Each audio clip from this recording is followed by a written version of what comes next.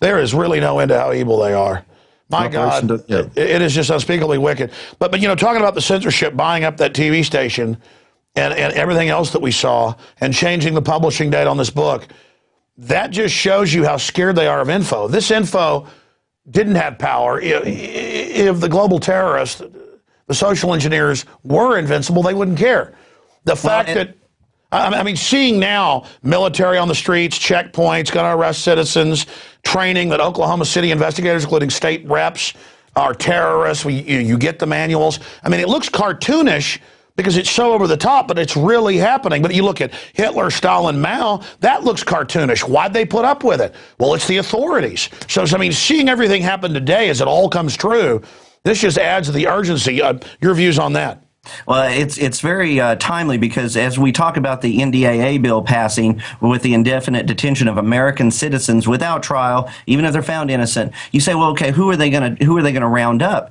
Through Operation Defuse, documents, internal fusion center documents were leaked to us that show okbombing.net, which was the website originally ran by the Oklahoma Bombing Investigation Committee. A state representative, Charles Key, is listed under domestic terrorism. I mean, this shows the people that they want to round up because these institutions' primary goal above anything else is self-preservation, and they have to silence anybody that has the audacity to expose the crimes of the global oligarchy. By the way, we've talked to investigative journalists, Wayne Madsen and others, who've talked to high-level federal informants. Judge Roll, and I've seen other connections showing this, Judge Roll, who got shot in the Gifford situation, and I heard this at the time, I was like, no, that was about a gun running thing, and he was going to expose it, was meeting with her secretly, in a kind of a transpartisan deal. But now there's evidence that that was really a hit to basically cover up what was happening. But I mean, there it is. Just 6-8 months ago, they were saying it's a conspiracy theory. We didn't ship guns into Mexico. We only watched them at gun shops. Then it turned out they ordered them to do it. That was just a cover to blame the Second Amendment. They were really shipping 18-wheelers of guns in, cocaine back in. And now it's all there. New York Times, El Paso Times, Chicago Tribune, we've all covered it here in probably 15 reports. Well, I mean, you see how the media is controlled this way. The same week we released our movie, Newsweek magazine released on its internet organ, The Daily Beast, an article that was supposed to be an expose of Operation PACCON in the early 90s.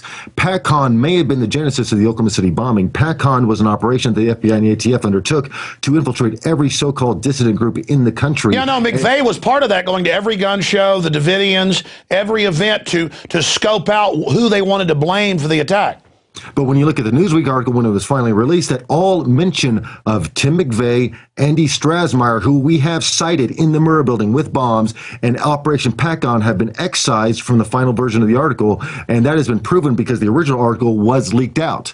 So they are still exercising the cover-up here. They do not want PACCON getting out because that was where Oklahoma City may have been born, because it can prove that they were watching McVeigh, that McVeigh was surrounded by government informants from day one. No, exactly. They always use another operation as the cover umbrella, just like with the 7/7 attack in England. It's admitted the government ran drills of the exact bus, exact trains, attacked at the exact same place at the exact same time. It's something like 20-something trectagillion. That's billions of times all the grains of sand in the world that would happen. 9/11, every one of these events, so that if other government agencies bust the intercriminal group doing it, they say, oh, it's just a drill. Like 9/11 with Tripod 2, with Giuliani, the attacks on the towers.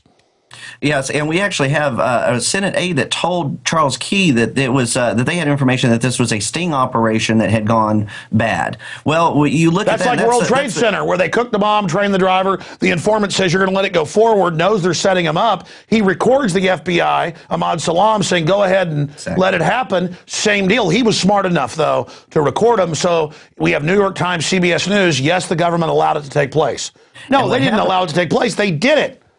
Yeah, and what happens with this is even the agents that were not necessarily involved in taking the operation live, they are complicit in the cover-up to preserve themselves and their pensions, you know, so it gets the whole institution involved in the cover-up. Well, we see the mechanism for a false flag operation is that they take an existing operation, they insert a few key personnel, and they turn it to their own ends. The Oklahoma City bombing was originally supposed to be a big publicity stunt. That bomb was supposed to explode the previous night and destroy an empty building. That's what they were waiting on, a big PR stunt. That's not. And that's why McVeigh got so mad, we're told, because he didn't want to kill kids. Exactly. And then once they messed up and it blew up and killed over 100 people, almost 200 people, now everyone goes into cover-up mode for what they think is a tremendous foul-up. But it's not. It actually did go along according to the plan, and that's how they get the cover-up installed. It's not like every agent on the street is covering up the fact that the FBI blew up the Murrah building. No, it's declassified that Lee Harvey Oswald had a top security clearance at a U-2 base in Japan, was CIA, the documents have now been declassified, and they set him up. And he's like, I'm a patsy. And they're like, you're not going to talk. Boom, with a guy they know's already got cancer. And Jolly and West, McVeigh's doctor's involved with that. Who's in the congressional hearings. Folks, I know this sounds crazy, but you got to look it up yourself. As the #2 guy under Ewing Cameron for mind control programs, MK Ultra. I mean, this is, you cannot make up how weird this is. Yeah, and people would question, well, if he was a government agent working, why would he not expose the people that were higher up? And whenever Dr. Jolly West comes on the scene, consulting with the defense team, immediately after the bombing, this guy's worked with Saran, Jack Ruby, Patty Hearst, any of these big events and then all of a sudden now they're silent on what happened. I think that's a good possibility as to why McVeigh wasn't talking after the event. And then you see that Dr. Jolly West actually passes the torch to his protege. Wendy Painting uncovered information where his protege John Smith took over with McVeigh. That guy is now in charge of psychology at Guantanamo Bay, which they admit has another base within it where they do mind control studies. That's even Washington Post. And then they release those guys to become Al-Qaeda leaders leading the Libya attack.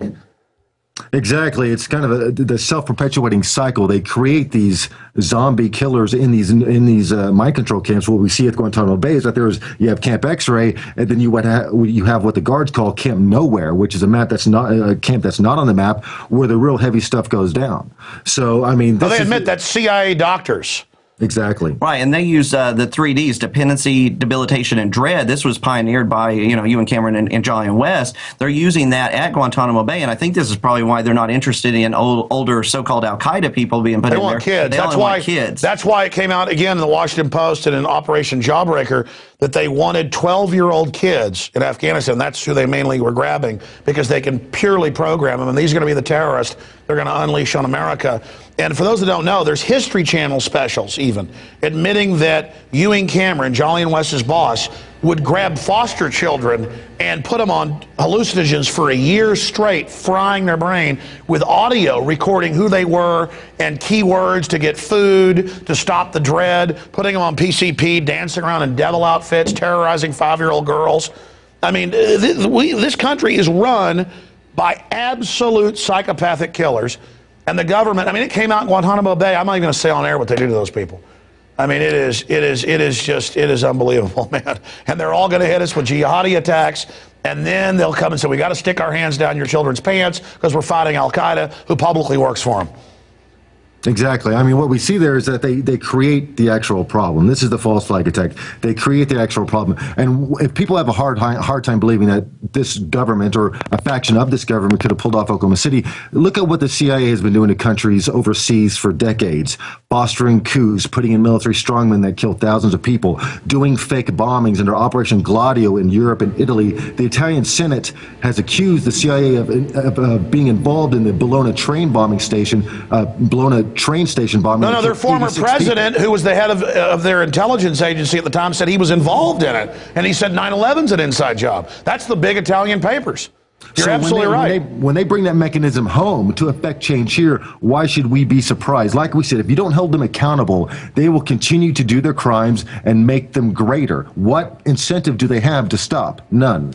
And the only reason we're still alive is because if they kill us, it highlights everything we've said, exclamation points. They still may do it.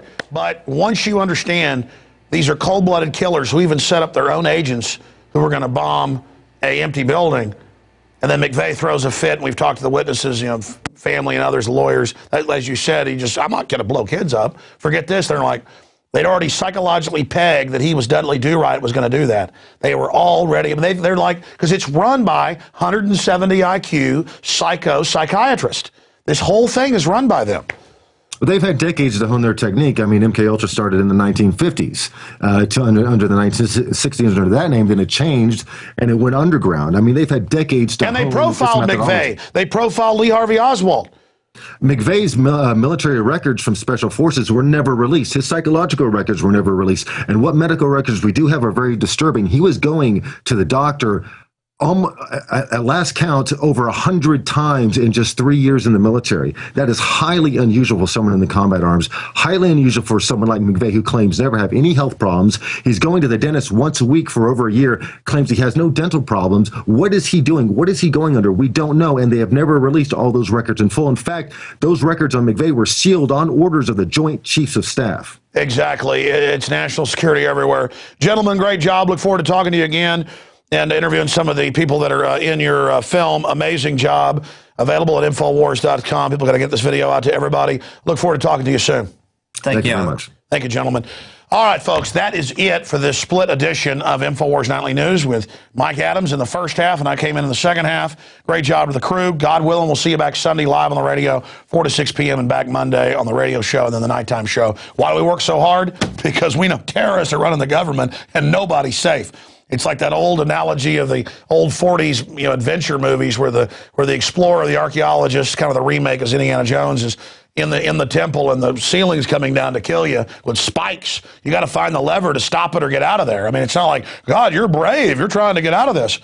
Brave? No, I'm not brave.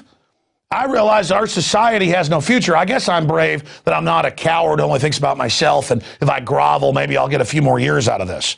There's no point even going forward if we don't beat these people. You think they stop blowing up federal buildings? They're putting stuff in the water, the food, they've been caught. It's all public, the vaccines, the Rockefeller Foundation. We've shown it to you. All you've got to do is flip the switch and stop being naive. The film's a noble lie, available at Infowars.com. And they could kill all of us, but this information will live on, and that's what's important. Expose false flag terror, expose the New World Order. Order the film, give the gift of truth. Order it by Sunday night, guaranteed before Christmas delivery under that Tannenbaum to wake somebody up. Give the gift of truth. Expose the false flag, because they're getting ready to stage more and blame it on domestic groups. They'll flip the whole Al-Qaeda brainwashing onto domestics. You already see the beta testing, the preconditioning. It's here. All right, I'm Alex Jones signing off from the front lines of the Info War.